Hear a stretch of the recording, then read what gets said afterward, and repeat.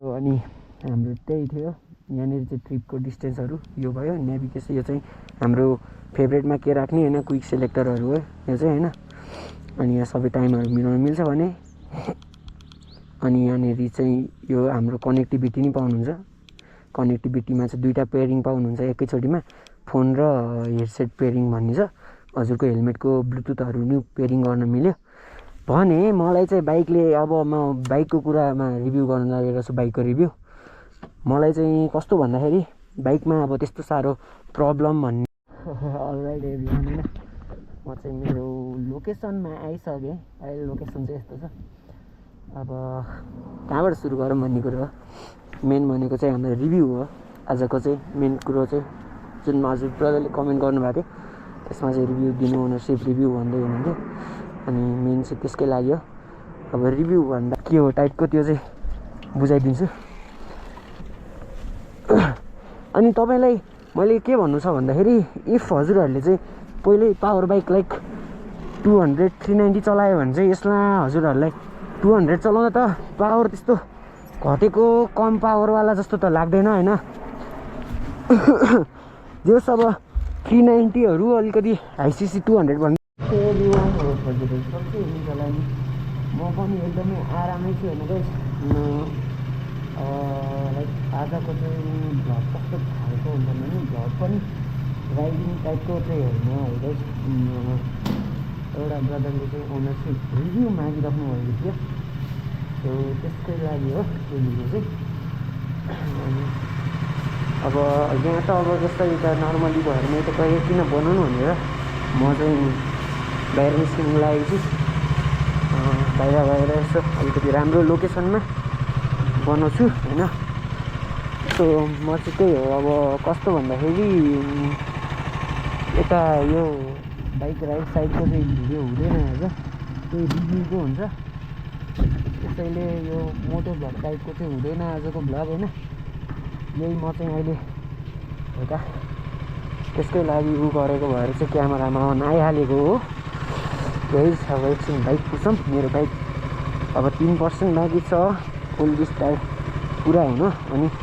म चाहिँ घरबाट निस्किन्छु अनि यहाँबाट अलिकति बेस्ट लोकेसन हेर्छु पहिला त मेरो बाइकमा तेल हाल्नुपर्ने छ मैले अनि तेल हाल्छु अनि यहाँबाट अलिकति बेस्ट लोकेसन हेर्छु होइन अनि त्यो बेस्ट लोकेसनमा गएर चाहिँ म मेरो बाइकको रिभ्यू दिनेवालामा छु आजको चाहिँ पस्ताली बाइकको रिभ्यू गर्न लागेको छु है अलिकति अब केही मिलेन ओरेन भने चाहिँ के भएको छ कस्तो भएको छ गल्ती कहाँ भएको छ गल्ती के भएको छ त्यो चाहिँ भनिदिनु होला अब मिररहरू मिलाउँ पहिला सुरु त हिँड्नुभन्दा अगाडि यस्तो हुन्छ भने नि सो यहाँ ओके नआएसम्म चाहिँ कुदाउनु मिल्दैन है 1% आइछ यहाँ देख्न सक्नुहुन्छ कुलिङ टेम्परेचर 74 75 अनि यहाँ ओके सो म निस्केँ अब म बेस्ट लोकेसन जहाँ अलिकति राम्रो खालेको लोकेसन जस्तो देख्छ त्यहाँ गएर भन्नु चाहिँ त भेट्छ हजुरहरूसँग अनि रिभ्यू दिनेवालामा चाहिँ धेरै गाइज अहिलेलाई चाहिँ अलराइट एभ्रिवान होइन म चाहिँ मेरो लोकेसनमा आइसकेँ अहिले लोकेसन चाहिँ यस्तो छ अब कहाँबाट सुरु गरौँ भन्ने कुरो हो मेन भनेको चाहिँ हाम्रो रिभ्यू हो आजको चाहिँ मेन कुरो चाहिँ जुन हजुर ब्रदरले कमेन्ट गर्नुभएको थियो त्यसमा चाहिँ रिभ्यू दिनु ओनरसिप रिभ्यू भन्दै हुनुहुन्थ्यो अनि मेन चाहिँ त्यसकै लागि हो अब रिभ्यू भन्दा पहिला सुरु चाहिँ म हजुरलाई यसको फिचर्सहरूको बारेमा जानकारी दिनु गइरहेको छु होइन अब हाम्रो यहाँनिर त पहिला सुरु डिस्प्ले ओपन गर्दा रेडी टु रेस आइहाल्छ अनि यो बटनहरूले चाहिँ डिस्प्ले कन्ट्रोल गर्ने हो यहाँ जाने अनि हजुरले यहाँनिरबाट अब यो बाइक इन्फर्मेसन भइहाल्यो मेन एबिएसको कुरा गरौँ एबिएसको कुरा गर्दा चाहिँ हाम्रो यहाँनिर रोड मोड र स्पोर्ट मोड हुन्छ होइन सुपर मोडमा लगायो भने चाहिँ पछाडिको एबिएस अफ हुन्छ भने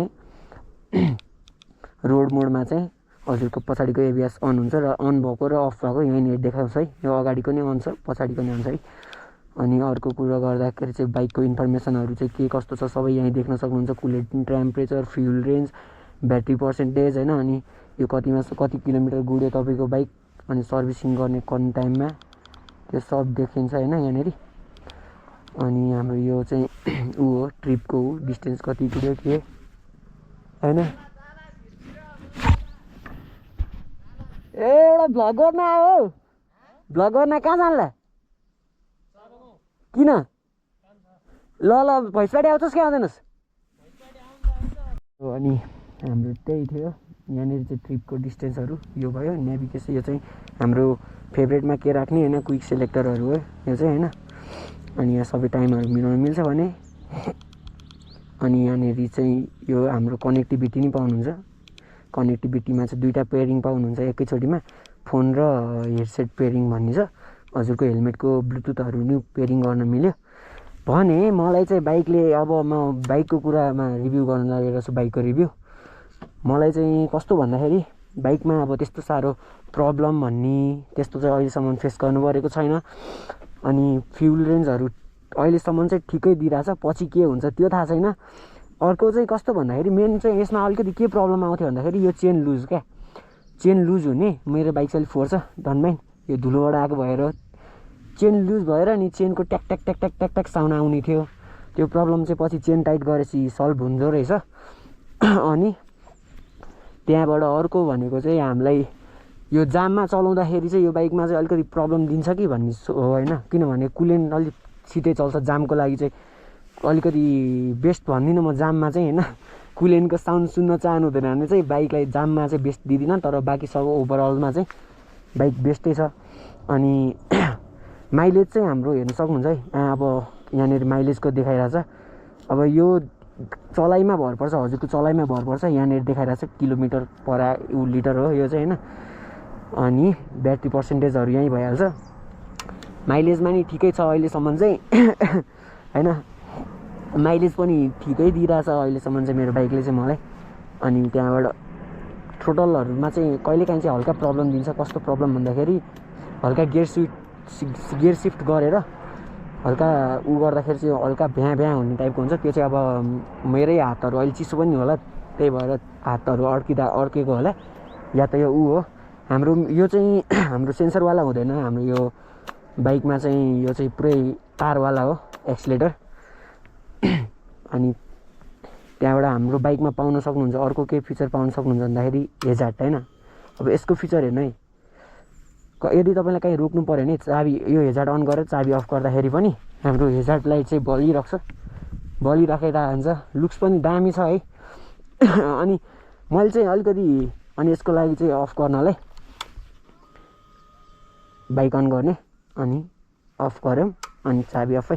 अनि मेन भनेको चाहिँ अलिकति मन नपऱ्यो भने चाहिँ मलाई यसको यो अन्डरबेली भए चाहिँ कम्पनीबाटै आएको भए चाहिँ राम्रो हुन्थ्यो। हाल्न मिल्छ, पछि आफ्टर मार्केट हाल्न मिल्छ यसलाई अन्डरबेली चाहिँ होइन। तर कम्पनीबाटै दिएको भए चाहिँ लुक्स अझै पनि राम्रो आउँथ्यो भन्ने कुरो हो। अनि तपाईँको यो slide stand cut off sensor पाउनुहुन्छ तपाईँले बाइकमा चाहिँ। अनि त्यहाँबाट सकहरूको कुरा गरौँ, हेर्न सक्नुहुन्छ यहाँ सकहरू एकदम स्मुथ छ, त्यही हेर्न गाइज। अनि त्यहाँबाट अरू त के नै छ र, ओभरअल बाइकले चाहिँ मलाई अहिलेसम्म राम्रै दिइरहेको छ। राम्रै रिभ्यू गर्दाखेरि चाहिँ राम्रै रिभ्यू दिनुपर्छ। म चाहिँ 10मा 9 दिन्छु। किनभने मलाई अलि अगाडिसम्म, अलि 3-4 दिन अगाडिसम्म चाहिँ चेनबाट ट्याक ट्याक टुकटुकको साउन्ड आएको थियो। त्यसले चाहिँ लास्ट इरिटेट भएको थियो क्या। म अफरोडमा गुडाउँदाखेरि चाहिँ तपाईँको चेन लुज भएर अनि ट्याक ट्याक ट्याक ट्याक बस्थ्यो। त्यो चाहिँ मैले चेन टाइट गरेपछि प्रब्लम सल्भ भयो। ओभरअल बाइकमा केही प्रब्लम चाहिँ छैन अहिलेसम्ममा चाहिँ मलाई बेस्ट लागेको छ। 200cc मा 390 को लुक्सको साथ क्या, पुरानो ओल्ड मोडल ड्युक 390 को लुक्सको साथ होइन। अनि यसमा चाहिँ तपाईँहरूले अहिले यो निकालेर यसमा हाम्रो त्यो क्र्यास गार्ड राख्नु मिल्छ है। अनि हजुरको सर्भिसिङ भनेको चाहिँ 5000 किलोमिटरमा हो। अनि तपाईँको प्री चेकअप चाहिँ गराइराख्नुपर्छ। प्री चेकअप चाहिँ गराइराख्नुपर्छ हजुरहरूले। किन अब लाइक अब 5000 किलोमिटरसम्म गुड्नुपर्छ बाइक होइन। त्यही पछि अब मान्छेहरूले कतिले भ्याँभ्या भुभु चालाउँछ। अनि त्यो मोबिलहरूका डढ्या हुन्छ कि मोबिल कम भएको छ कि, त्यसको लागि चाहिँ प्री चेकअप चाहिँ गराइराख्नुपर्छ। जियो सर्भिसिङमा चाहिँ 5000 भनौँ न, सबैहरूको धेरै सामान गएन भने 5000 मा फुल सर्भिसिङ भयो। अनि त्यहाँबाट तपाईँको कुनै सामान बिग्रेको छैन भने चाहिँ गाइज अब तपाईँको चाहिँ के अरे प्री चेकअपमा चाहिँ तपाईँले 2 देखि 3 हजार चाहिँ लाग्छ, किनभने तपाईँको अब एयर फिल्टर धेरै ठुलो भएर चाहिँ फेर्नु पऱ्यो होइन। अनि मेरो चाहिँ अस्ति न चाहिँ चार्ज पनि काटेको थिएँ, ढिला लाग्यो भने, अनि यसको यहाँनिरको चेनको योनिर गएको थियो, अनि त्यो शुद्ध गरेर मैले चाहिँ कति 4500 विथ चार्जमा चाहिँ मैले त्यो प्री चेकअप गराएको थिएँ। मेरो चाहिँ सर्भिसिङ टाइम भएको छैन, फर्स्ट सर्भिसिङ भएको छैन बाइक। फर्स्ट सर्भिसिङसम्म चाहिँ मलाई अहिले राम्रै दिइरहेको छ, माइलेजहरू पनि सबै थोक राम्रै दिइरहेको छ गाइज। अब पछि सर्भिसिङ पछि अलिक पछि हुँदै गएपछि चाहिँ के हुन्छ त्यो चाहिँ थाहा छैन। अहिलेको लागि चाहिँ राम्रै छ। अनि मेरो बाइक चाहिँ क्रास पनि भइसक्यो एकचोटि, यहाँ हेर्न सक्नुहुन्छ। क्रास भनेर त्यस्तो ठुलो त एक्सिडेन्ट त होइन, ठक्क रोकेर ठाउँमा लडाइदियो, त्यही हो। ओभरअल बाइकको लुक्स चाहिँ यो छ, अगाडिको लुक्स, अनि साइड लुक्स हाम्रो यो भइहाल्यो। मलाई राम्रो लागेको कुरा चाहिँ यसको यो चाहिँ अलिकति ठिकै भनौँ न, गियर र यो चाहिँ सेम टाइपको देखिन्छ क्या। गियर र यो सेम टाइपको देखिन्छ, त्यही हो गाइज। अलिकति प्रब्लम भनेको चाहिँ चेनमा दिन्छ हजुरहरूलाई, अनि त्यसपछि जाममा चाहिँ अलिक कुलेन चल्छ बढी, कुलेनको पङ्खा। अनि मैले चाहिँ मडगार्ड निकालेको छु, तेल टाइडी गरेको थिएँ, अहिले चाहिँ तेल टाइडी निकालेर राखेको छु। अहिले पुरानै तेल छ तर मडगार्ड छैन अहिले चाहिँ मेरो बाइकमा। त्यही हो, टाइममा चेन लुपहरू गऱ्यो भने चाहिँ सबै राम्रो दिन्छ बाइकले। त्यति हो। आज अब त्यस्तो केही बोल्न आउँदैन होइन, रिभ्यू सिभ्यू त त्यस्तो साह्रो पुरै प्रोफेसनल त होइन म। जे बाइकले जे गराएको छ त्यही, जे सही बाइकमा जे ठिक जे बेठिक त्यो मैले भनिदिने हो होइन, त्यस्तो साह्रो प्रोफेसनल होइन म चाहिँ। अनि त्यही हो, बाइकले चाहिँ राम्रो ओभरअल माइलेज चाहिँ राम्रो दिइरहेको छ मलाई अहिलेसम्ममा। अनि अहिलेसम्म कम्प्लेन चाहिँ केही छैन मलाई, जस्ट लुक्सदेखि लिएर सबमा केहीमा कम्प्लेन छैन। एकचोटि अब मेरो बाइकको यो लुक्स चेक गर्नु अलिकति टाढाबाट होइन, यो लुक्स चेक गर्नु। अब अझै यसमा ग्राफिक्सहरू गर्नु मिल्छ। यसको बिल बुकमा चाहिँ भनेको हाम्रो ब्ल्याकमा आउँछ, यो कलरमा यो भेरिएन्टमा लियो भने चाहिँ हल्का ब्ल्याक गऱ्यो भने चाहिँ फुल्ली ब्ल्याक मात्र आउँछ हाम्रो। अनि यसको हजुरहरूले यो झिकेर फुल्ली ब्ल्याक गराउँदाखेरि चाहिँ फाइन खाइँदैन है हामीले। सबै ब्ल्याक गराउनु मिल्यो क्या।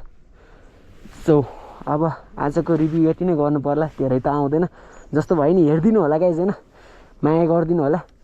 अब यस्तै भिडियो अब चाहिँ सिक्दै हो, राम्रोसँग सिकिरहेको छु, बिस्तारै सिक्दैछु भनौँ न, सिकिरहेको हो। अब सपोर्ट गर्नु।